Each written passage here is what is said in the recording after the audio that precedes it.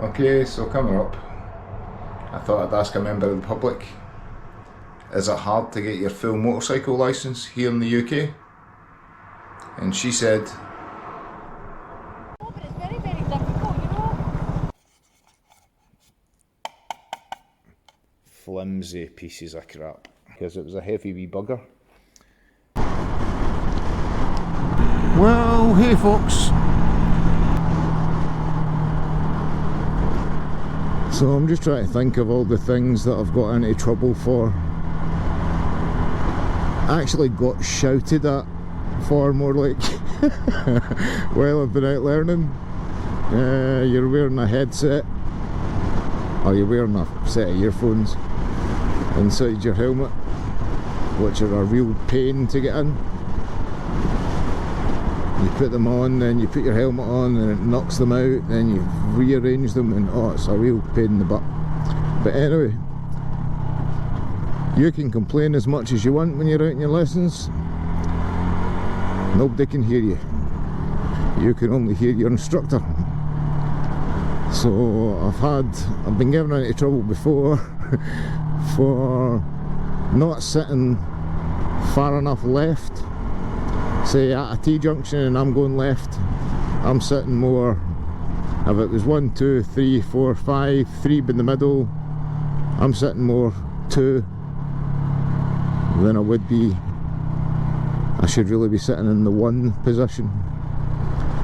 But that's down to me driving my car, obviously, or cars, and more so the fact I drive a 3.5 ton van. So I sit more to, I take up more roads, I have more road presence obviously in my van, so I tend to sit that bit further out. So what I've had to do is take up the position of my near side front wheel, where it would be in a car. So that's what I need to try and think of when I come up to a roundabout or a T-junction,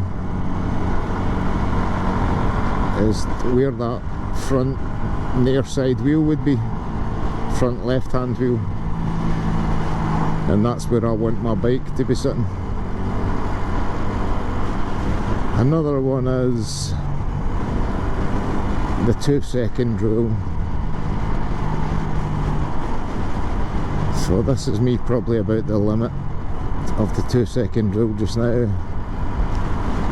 And the 2-second rule, which most of you will know, some of you might not, is when the car in front of you or the vehicle in front of you passes a certain point. I'm trying to see one just now on the road.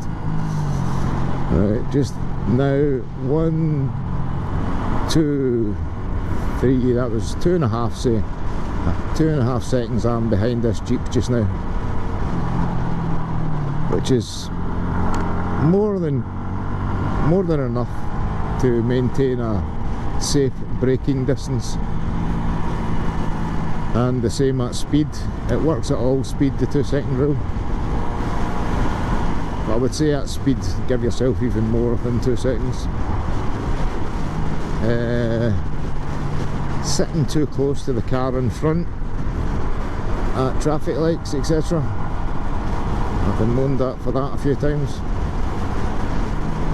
Keep a car's length away, or 2 bikes' length approximately. What else? The indicator one, just check, make sure mine's is off just now. I've only actually been given into trouble for that twice, which wasn't bad. I'm actually quite good with the indicators. Famous last words, I know. If in doubt, give it a double press to make sure it is off.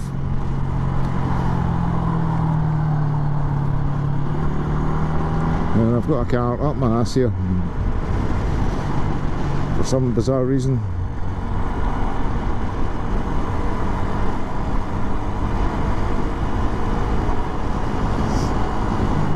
So what else?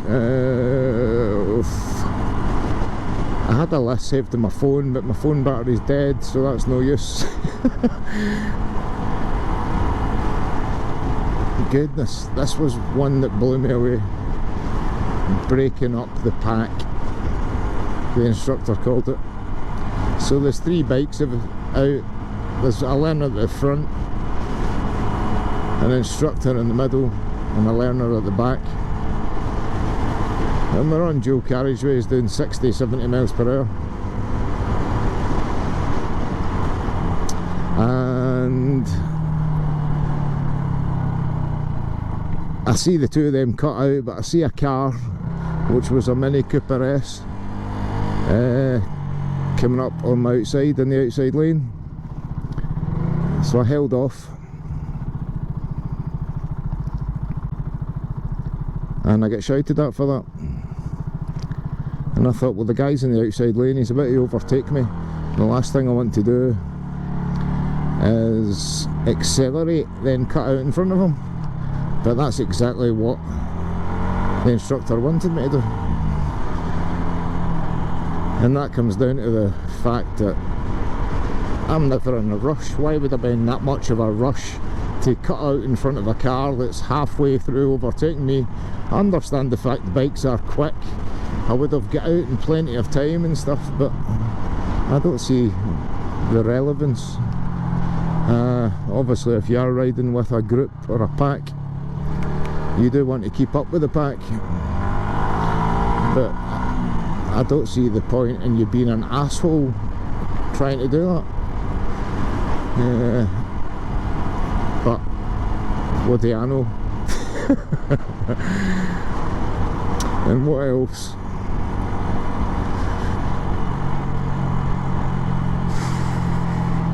I think that's about it. If I think of anything else, I'll jump on it.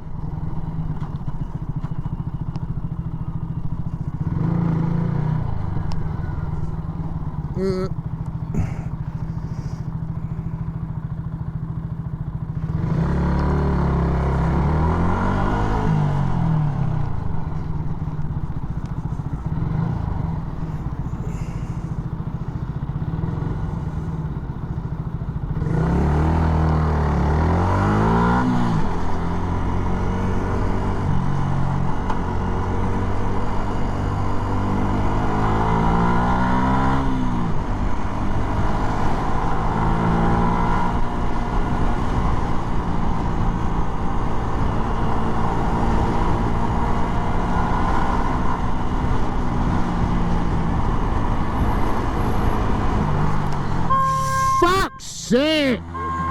What are you doing, man? What are you doing? You're in the inside lane and you just cut into the outside lane. I know, but it's very, very difficult, you know. What, to drive? Feel free and go. After you.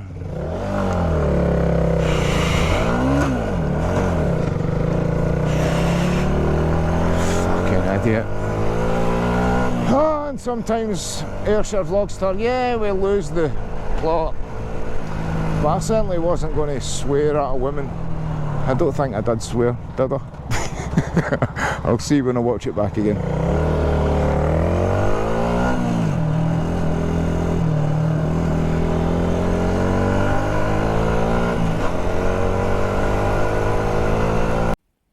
So I've been having some issues with my Honda. Still can't ride it legally. And I'm having issues already. Only my luck. But the issues are with starting. And I've had this since I got it really. Just because it's not been ridden. And it's not getting out for a ride. The battery's just not holding its charge. So anytime I've went to start it, which I do every couple of weeks, the battery's doornail dead. So I have to stick it in charge. I normally do it last thing at night before I leave work. I'll come back in the morning, it'll be up to stage 3 and that'll be it fully charged. Then I'll take it off charge, turn the key, push the start button, away it goes. But the other day I done this, I put it in charge and I come back in the next morning. Seen it was up to charge, didn't start it. Went away out to work, come back in a few hours later and thought I better start that bike. Completely flat again, put it in charge and it was at stage 1 and there's three stages to the charge, so it was back to the lowest again without even doing anything. So I thought, bite the bullet, I'll go and buy a new battery. So I phoned up Honda, gave them a reg, and they said it'd be about £130. They had one in stock. So I thought I'll shop about. So I said, I know you've got one if I need one. So I went on the old interweb, done a bit of surfing, and I found them from £65 up to £200-ish. So I thought I'll phone up MCS down in Kilmarnock, my local Yamaha dealer, and see what they can do for me. So I know they do parts for all bikes. So I took my reg, phoned me back. They could have done me a Yuasa for 120 or a BS, which is the brand I went with. Hopefully it doesn't stand for BS right enough. And it was £60. So I was nearly going down on the MT to get it, but I thought it's going to be a bit heavy for my tail bag. I could put it in my rucksack. And I thought, nah, I'll just go in the car, and I was glad I went in the car because it was a heavy wee bugger. So, new battery in place, all good to go for when the time comes. I'll put the date on it, so we know it was when it was fitted.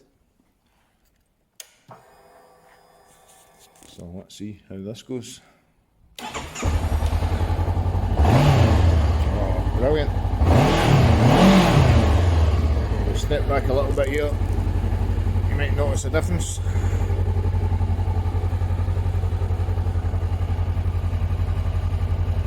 Playing with mirrors.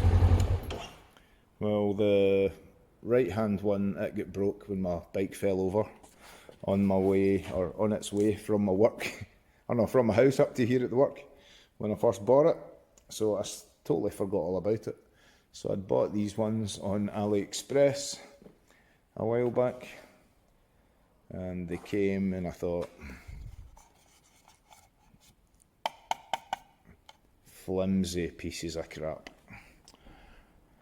But I've not got another one of these, and I've ordered bar end ones and they've not came yet. They don't come till mid-July, so that's quite convenient.